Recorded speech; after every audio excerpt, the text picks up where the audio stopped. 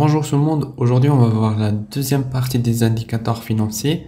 Comme ce qu'on a dit la dernière fois, les indicateurs financiers en fait c'est des indicateurs, c'est des fonctions mathématiques qu'on va venir tracer sur notre courbe de prix pour nous aider à prendre des décisions, à savoir la tendance, la volatilité, le volume, etc. Donc tout ça on va le voir sur différents indicateurs. La dernière fois on a vu les moyennes mobiles, donc là, à savoir la moyenne mobile exponentielle, arithmétique et pondérée. Et du coup, aujourd'hui, on va voir ce qu'on appelle le MACD ou le MACD, qui est un indicateur de tendance.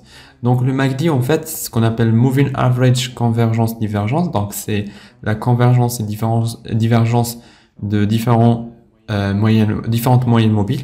Et en fait, il effectue la différence de deux moyennes mobiles exponentielles qui sont calculées sur les courbes. Une moyenne mobile courte, ce qu'on appelle ce qu'on a appelé la dernière fois une moyenne mobile rapide. Et du coup, par défaut, elle est sur 12 séances, sur 12 périodes.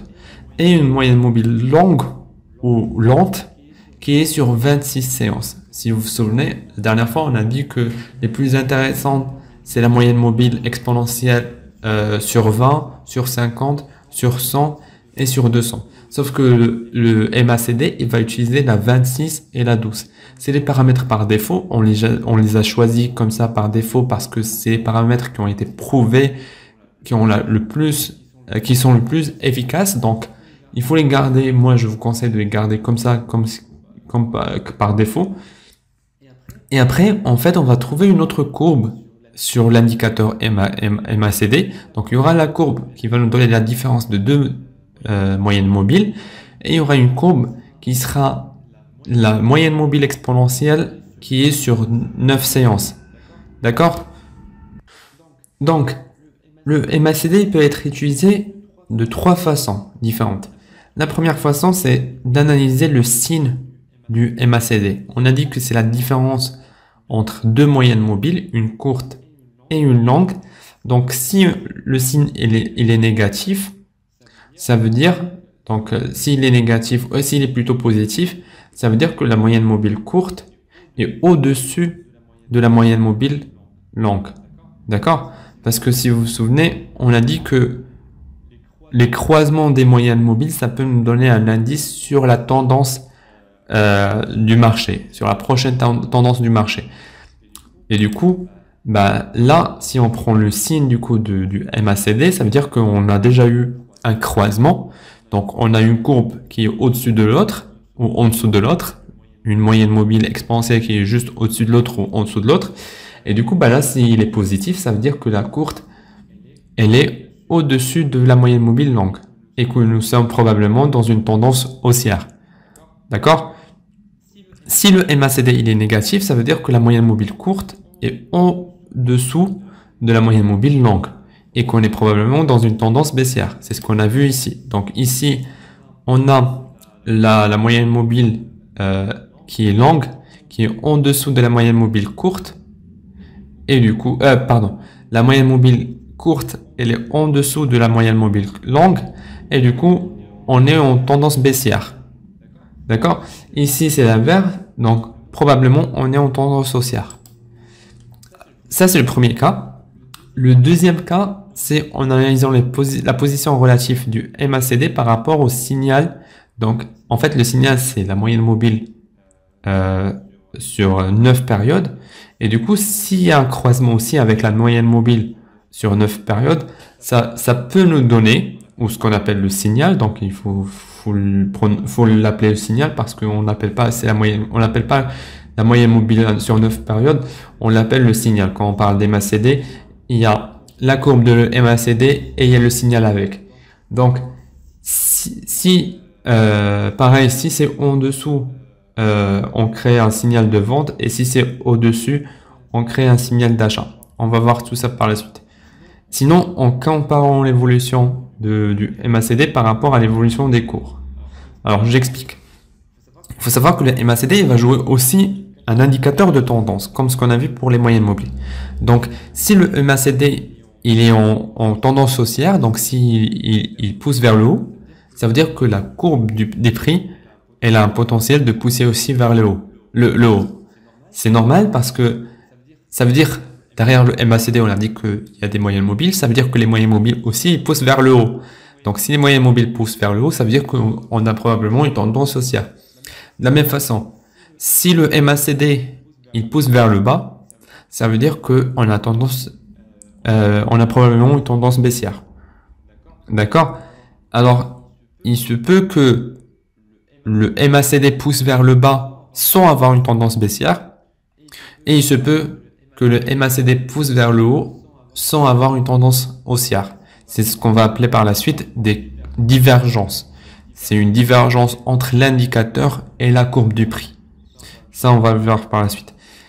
Il faut savoir aussi que le MACD, il va jouer un rôle, du coup, vu que c'est un indicateur de tendance, il peut jouer un rôle de résistance et support. Donc, si on a, par exemple, un niveau d'MACD où on vient rejeter plusieurs fois, donc ce niveau-là, il peut être une résistance pour le MACD et du coup potentiellement c'est une résistance aussi pour le prix.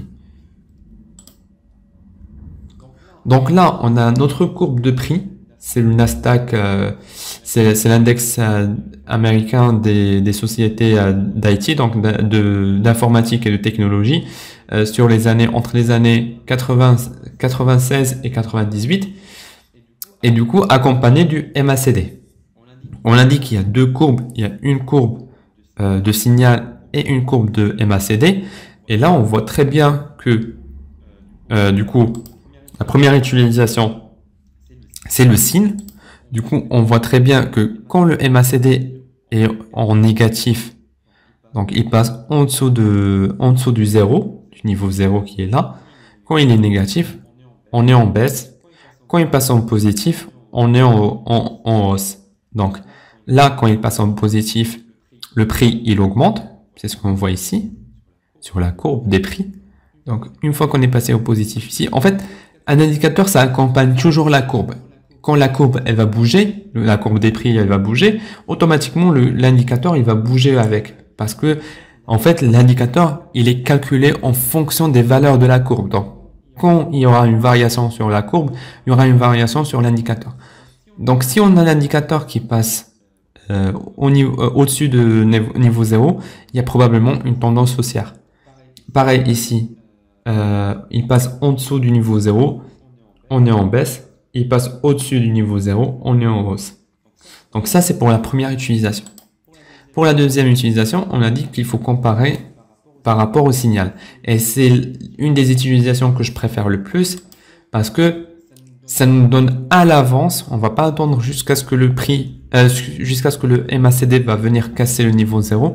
On va savoir à l'avance quand est-ce que le prix il a un potentiel de baisser et quand est-ce que le prix il a un potentiel d'augmenter. Donc par exemple ici, on a plus intérêt à rentrer ici que de rentrer au niveau où le MACD il a croisé le niveau 0. Donc on a plutôt intérêt à acheter ici que d'acheter ici.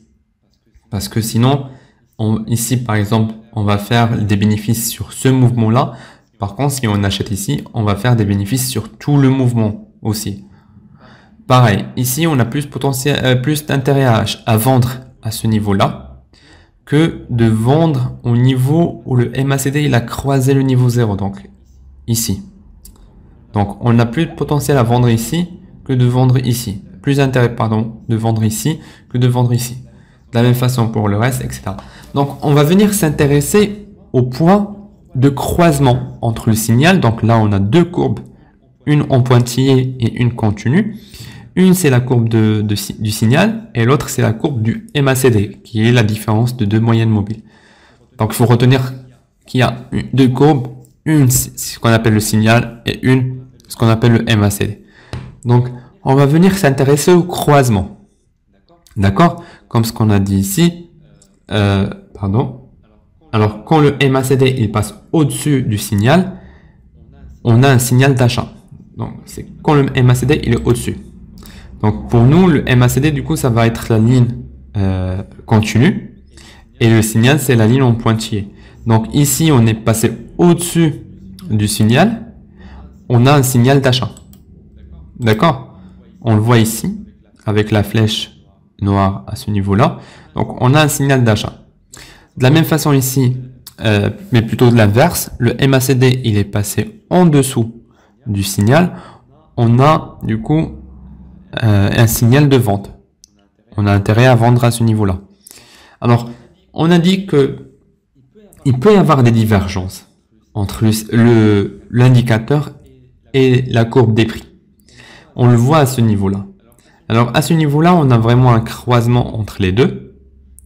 Sauf que on n'a pas vraiment une baisse. D'accord? De la même façon, ici, on a un croisement entre les deux. On a une petite baisse ici, ce qu'on va appeler une correction. Mais elle n'est pas intéressante. C'est pas ce qu'on cherche. OK? Et donc, là, on va venir créer une divergence. On le voit avec la ligne qui est là. C'est que, en fait, c'est quoi une divergence? C'est que sur l'indicateur, on va créer un sommet qui est ici, qui est plus bas que l'ancien sommet. Donc là, on a ce qu'on appelle un lower high. Si vous vous souvenez très bien de la structure des marchés, on a un lower high. Et ici, on a un higher high, donc un sommet qui est plus haut que le prochain. Par contre, sur la courbe, si on vient superposer les deux, on a un sommet ici qui est plus bas que le prochain. Donc, il y a une différence entre la direction de l'indicateur et la direction de la courbe des prix. Donc, c'est ce qu'on va appeler une divergence. Ils vont pas dans le même sens. Et en fait, on va se baser sur la direction du MACD. Ici, la direction, elle est baissière. On voit qu'on est de plus en plus bas. Du coup, ça va nous donner un indice que à ce moment-là, le prix, il va chuter et il va chuter très fort. Quand il y a des divergences, souvent, les mouvements, ils sont forts. Alors, il y a plusieurs types de divergences. Il y a des divergences où on va venir sur la courbe des prix, on va venir créer un même niveau, alors que sur la courbe de l'indicateur, on va créer deux niveaux différents. Donc, comme ici, on a deux niveaux différents, un sommet qui est là et un sommet qui est là. Et on peut avoir sur la courbe de prix les deux niveaux qui vont être égaux, donc en même niveau. Alors ça va nous donner un mouvement qui est moins fort que celui qu'on a eu ici. Mais il faut toujours se rappeler que quand il y a des divergences, souvent les mouvements qui vont venir par la suite, ils sont forts et brusques. D'accord? Alors, ici, on n'a pas de divergence. Donc là, on a le même niveau. Ici aussi, pareil, c'est le même niveau. Du coup, on va attendre que le MACD, il va venir croiser la courbe du signal et on va acheter à ce niveau-là. D'accord? On a dit aussi que, du coup, le MACD, il peut avoir des résistances et des supports, vu que c'est un indicateur de tendance. Et du coup, ici, à ce niveau-là, donc à ce niveau-là du MACD, on voit bien qu'il y a un support. D'accord? Donc, vu qu'il y a un support, on l'a touché la première fois, on l'a touché la deuxième fois. Donc, si on va le toucher la troisième fois, on a un potentiel d'avoir une impulsion vers le haut. Je vais le dessiner, comme ça on le voit très bien. Alors, si je vais sur éléments, ok.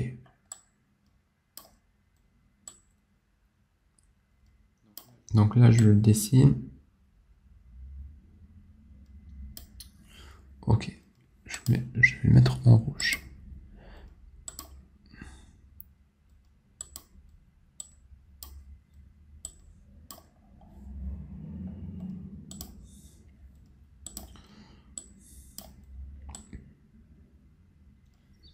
Parfait. Donc là, on voit bien qu'il y a un support. Et du coup, ici, potentiellement, on peut avoir une hausse des prix. Donc le prix peut faire une impulsion vers le haut.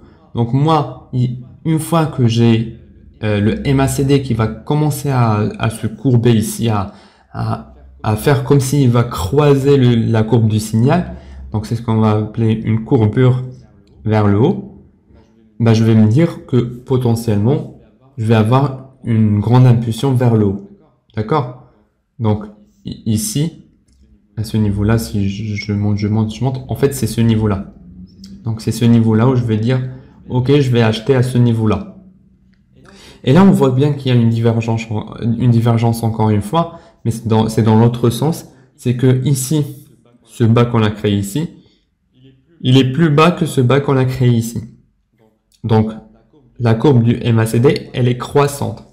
Par contre, le bas qu'on a créé ici, avec le bas qu'on a créé ici, donc ce bas qui est là, il correspond à ce bas qui est là, ou ce creux qui est là. Donc le creux qu'on a créé ici avec le creux qui est ici, on a plutôt un mouvement vers le bas, donc un mouvement baissier.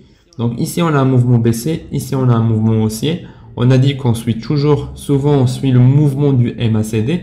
Donc on sait très bien que juste après, on va avoir une impulsion vers le haut. D'accord? Donc c'est simple, c'est pas compliqué. On va se baser sur les croisements, souvent. Donc les croisements du signal avec le MACD. On le voit très bien. Après, on va se baser aussi sur les divergences, les différentes divergences qu'on a sur la courbe du MACD, avec la courbe du prix. Alors, il faut savoir que le MACD, si on va naviguer dans les échelles de temps, donc là, je sais pas, on est sur du weekly, je pense, donc c'est sur chaque bougie, elle va représenter une semaine. Donc, si on navigue sur les échelles de temps, en fait, le MACD, il va s'adapter, vu que c'est la différence de deux moyennes mobiles, il va s'adapter avec l'échelle de temps. Donc, on va avoir un MACD, par exemple, juste pour la courbe sur les 15 minutes, ou un MACD sur la courbe pour les 1 heure, etc. Et tous les indicateurs, ils sont comme ça, ils s'adaptent en fait avec l'échelle de temps. Le deuxième indicateur, c'est le RSI, Relative Strength Index, et c'est un oscillateur du coup. C'est un oscillateur le plus connu et le plus utilisé. Et en fait, là, j'ai donné trop le détail, etc.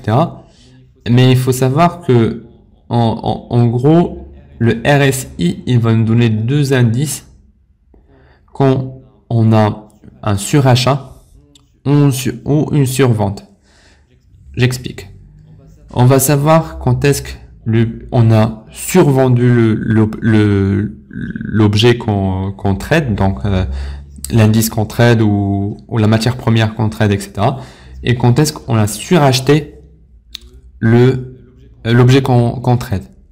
D'accord? On va voir tout ça sur la courbe, mais c'est pas si compliqué que ça. Alors c'est pareil, ça va jouer du coup comme pardon. Du coup, là, c'est ce qu'on a dit. Il y aura une zone de surachat et une zone de survente. Mais aussi, il va jouer un peu comme le rôle du MACD. Comme le rôle du MACD, on va avoir du coup une tendance avec la courbe du RSI. Et on va avoir des divergences, etc. Donc, je détaille pas trop ici. C'est vraiment le détail pour vous dire que on se base sur les divergences et les convergences entre la courbe des cours et celle de son indicateur, donc entre le RSI et la courbe. Et aussi, on peut l'interpréter comme les autres figures qu'on a vues, donc TT-Pol, etc. Donc, on va considérer les résistances sur le RSI, les supports sur le RSI, etc. Les cassures, etc. Donc, là, on va voir. On a la courbe du prix sur du journalier, d'accord? La courbe du prix entre l'année 1999 et fin d'année ou mi-2020, 2000 pardon. Et juste en dessous, on a l'indicateur RSI, donc qui va venir nous décrire les zones de surachat et les zones de survente. Il faut savoir que les zones de surachat, ils sont situés au-dessus de 70. En fait, c'est un indicateur qui est entre 0 et 100. Donc, en fait, 0, c'est qu'on a que des ventes. Et 100, c'est qu'on a que des achats. Et du coup, il est situé entre 0 et 100. Et du coup, le niveau 70, au-dessus du niveau 70, c'est suracheté. Et en dessous du niveau 30, c'est survendu. Donc, dès qu'on va casser le niveau 30, on va dire que on a trop vendu l'objet. Et dès qu'on va casser le niveau 70, on va dire qu'on a trop acheté l'objet. D'accord? Donc là, on va s'intéresser aussi aux divergences ou aux lignes de tendance. Donc là, on a une ligne de tendance. On va s'intéresser aux divergences. Donc là, on a une divergence. On va s'intéresser ici aux lignes de tendance. Et là, on va s'intéresser aux divergences. Donc là, on a une divergence. Si on voit ici, on monte et ici, on baisse. Donc ça va nous donner un potentiel de tendance baissière. D'accord? On le voit très bien. Et en fait, dès que le RSI, il va quitter la zone entre 30 et 70, du coup, il va casser 70 vers le haut. Dès qu'il revient, on a un potentiel donc dès qu'il revient dans cette zone-là, on a un potentiel de baisse des prix. Une tendance baissière, de passer en tendance baissière. Ici, on l'a vu, sauf que c'était pas énorme, c'était pas suffisant. Donc, il y avait un petit mouvement vers le bas. On l'a vu ici avec le RSI. Par contre, ici, donc là, dès qu'on est passé dans la zone entre 70 et 30, la chute, elle était énorme. On la voit très bien ici. D'accord? Donc ça, c'est un autre indicateur qu'on va venir utiliser. On peut le combiner aussi avec le MACD, vu que les deux, ils nous donnent pas vraiment la même chose, parce que lui, c'est un oscillateur et lui, c'est un indicateur de tendance. Il faut éviter d'utiliser plusieurs indicateurs de tendance et il faut éviter d'utiliser plusieurs oscillateurs à la fois. Donc, il faut essayer d'utiliser un de chaque truc. Un indicateur de tendance avec un oscillateur. Un indicateur de volume avec un indicateur de tendance, etc.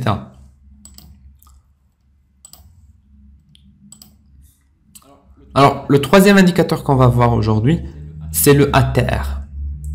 Le ATR, là, c'est la théorie, c'est trop détaillé, mais je vais vous dire juste que le ATR, en fait, il va venir nous donner la volatilité qu'il y a dans le marché. Il va venir nous donner à quel point une bougie peut varier à un instant T. Donc moi, par exemple, je vais vendre au prix 1000 euros à midi, par exemple. Je dois savoir à midi, quand je vais vendre au prix de 1000 euros, où est-ce que la bougie qui est à 1000 euros peut aller juste au même instant. Genre, par exemple, entre midi et midi, 1 minute, je veux savoir à quel point la bougie, elle peut varier. Donc, par exemple, elle peut aller jusqu'à 980, elle peut remonter jusqu'à 1020, donc elle a une variation de 40 au total. Et ben cette variation, ce mouvement, cette volatilité, on va venir la calculer avec le ATR. D'accord? C'est ce qu'on appelle l'average true range. Ok? Et en fait, le ATR, il est très très intéressant parce qu'il va nous donner où est-ce qu'on va positionner nos stop loss. C'est ce qu'on va appeler par la suite des stop loss. C'est là où on va venir poser des niveaux, des ordres pour limiter nos pertes. Donc, moi, si je sais que, par exemple, je veux limiter mes pertes quand la courbe de l'or, par exemple, elle passe à 2000, et je sais que l'or, à ce niveau-là, il a un ATR de 20, je vais pas positionner mon stop loss à 2000. Je vais positionner mon stop loss à 2000 moins 20. Parce que pour éviter que le stop loss soit touché par les bruits. Donc ce bruit-là, c'est ce que souvent les mèches vont venir créer. Ce bruit-là, pour éviter qu'il touche mon stop loss. Donc par exemple, je sais que si ça descend à 2000, c'est mort pour moi. Mais je sais aussi que il y a un bruit, il y a des parasites, il y a de la volatilité dans le marché. Donc, pour éviter que mon stop loss soit touché par cette volatilité, par ces parasites, par ce bruit-là, je vais venir retrancher de mon stop loss le ATR, qui va mesurer la volatilité, qui va venir mesurer ce bruit-là. Donc, si le ATR, il est de 20, je vais venir retrancher de 2000, 20. Donc, je vais mettre mon stop loss à 1980. D'accord? Au lieu de 2000. Donc ici, on le voit. On a par exemple un ATR qui est de 0,6. Donc ici, on le voit. On a un ATR qui est de 0,6 par exemple. Si moi, je veux vendre, je veux acheter à ce niveau-là. D'accord? Je veux acheter à ce niveau-là et mettre mon stop loss juste là. Donc, on a un prix de 36. Je vais venir poser mon stop loss normalement à 36. Parce que si je casse 36, on peut aller dans une tendance baissière, potentiellement. Du coup, moi, ce que je vais faire pour éviter les parasites, je vais venir poser mon stop loss à 36 moins 0,6. Ça va me faire 35,4. Donc, mon stop loss, au lieu de 36, il va être à 35,4. Donc ça, c'est une des utilisations courantes de l'ATR. Souvent, on va venir l'utiliser pour cette raison-là. Et du coup, lui, c'est un indicateur statique. D'accord? C'est un indicateur statique, contrairement aux autres, contrairement à les oscillateurs et contrairement aux indicateurs de tendance. Lui, c'est ce qu'on va appeler un indicateur statique. Donc, c'est très intéressant de l'utiliser et de le combiner avec les autres indicateurs. Surtout que quand on veut se positionner sur le marché et poser nos stop loss, on va venir utiliser l'ATR, soit l'ajouter. Donc si par exemple on veut vendre ici, on va venir ajouter l'ATR qui est aussi de 0,6. Donc là par exemple on est à 40, on doit être à 39,5 à peu près. Donc je vais ajouter à 39,5, je vais ajouter le 0,6. Donc mon stop loss il va être à 40,1. D'accord? Par contre, ici, je vais acheter. Donc, je vais venir retrancher de mon stop loss le 0,6. OK? Donc, c'est tout ce qu'on va voir pour l'instant dans les indicateurs. Après, il y aura une partie, ça sera plutôt la partie 3, où on va voir les retracements de Fibonacci, on va voir les volume profile, etc., le volume, etc. Donc j'espère que ça a été clair. S'il y a des questions, n'hésitez pas à me les poser dans les commentaires. Sinon, vous pouvez directement contacter la page Instagram AB Trading Club. Et si vous êtes intéressé par la formation payante ou si vous voulez juste discuter par rapport à tout ce qu'on a expliqué, etc., vous pouvez juste contacter la page Instagram du club AB Trading Club. Merci.